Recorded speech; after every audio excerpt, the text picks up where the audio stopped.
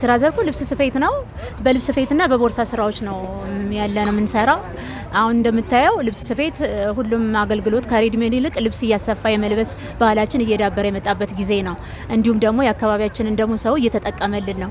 በፊት የውጭ ካልሆነ ብዙም አይጠቀም የነበረ። አሁን ግን እኛ በሀገር ውስጥ እንደዚህ እየሰራን ቦርሳዎችን እንደዚሁ ለእህቶቻችን እንደዚህ እንዲዘንጡ በቀለል ባለ ዋጋ እያቀረብን እንገኛለን ማለት ነው። ያው እኔ የተነሳሁት 2000 ዓ.ም ላይ ነው።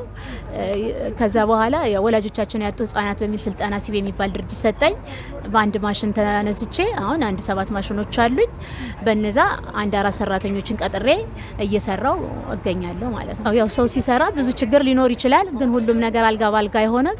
ያው ነገሮችን በጥበብ በማለፍ ካልሆነ በስተቀር ሁሉም ነገር ይሳካል ማለት አይቻልም። ግን እንዲሳካ ደግሞ የራሴን ጥረት ነው የምጨምርበት። እኔ አሁን ቦታ ተሰጠኝ አልተሰጠኝም ብዬ ያን ያክል ከስራዬ ወደ ኋላ የምቀርበት ነገር የለኝም። ምክንያቱም ጥቅሙ የራሴ ስለሆነ ለውድቀቴም ለመነሳቴም ተጠያቂዋ እኔ ራሴ ስለሆንኩኝ ነገሮችን ማየት ያለብኝ በራሴ ሚዛን ነው። ቢሰጠኝ ቦታ ተሰጠኝ የተሻለ እንደሌሎች አካባቢ የተሻለ የድርጅት ቦታ ቢኖረኝ የተሻለ የመስሪያ ቦታ ቢኖረኝ ደስ ይለኛል።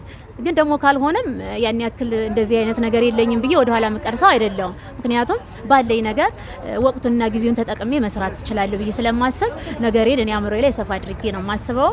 ራስክን ታስተዋውቀበታለህ። እንደምታየው የኛ አካባቢ ፍኖተ ሰላም ትንሽ ብዙም አይደለም። እንደዚህ የንግድ ባዛሮች ላይ ምናምን ብዙም ህዝቡ የመሳተፍ ልምድ የለውም። ምክንያቱም ገና ነው አካባቢያችን እንደምታየው ብዙ ጊዜ ይደረጋል፣ ግን ያን ያክል ነው። አሁንም እያየው ስለሆነ የገበያው ሁኔታ ማለት ነው። ግን ቀጣይ በዚህ በማራ እንዲህ በተሻለ መልኩ ንቅናቄ ተፈጥሮ አካባቢውን በደንብ በማይክ ቢቀሰቀስ በተሻለ መልኩ ከዚህ በበለጠ ቢካሄድ ገበያ አይኖርም ብዬ አላስብም። ይኖራል። ምክንያቱም አዳዲስ ነገር ስለሆነ ይዘን የምንቀርበው ስራ ይኖራል ብዬ አስባለሁ። ተነሳሽነቱና ጅማሬው ግን ቆንጆ ነው። ምክንያቱም አነስተኛና ጥቃቅንን እንደዚህ ማስተዋወቅ የተሻለ ደረጃ ልጆች እንዲደርሱ ከፍ ያለ ህልም እንዲኖራቸው የማድረግ አንዳንድ ስራዎች የሚሰራው ስራ ጥሩ ነው። ብዙም የተሻለ ነው ባንልም ባለው ነባራዊ ሁኔታ ስታይ ጥሩ ነው ብዬ ነው ማስበው። ግን ይቀረናል።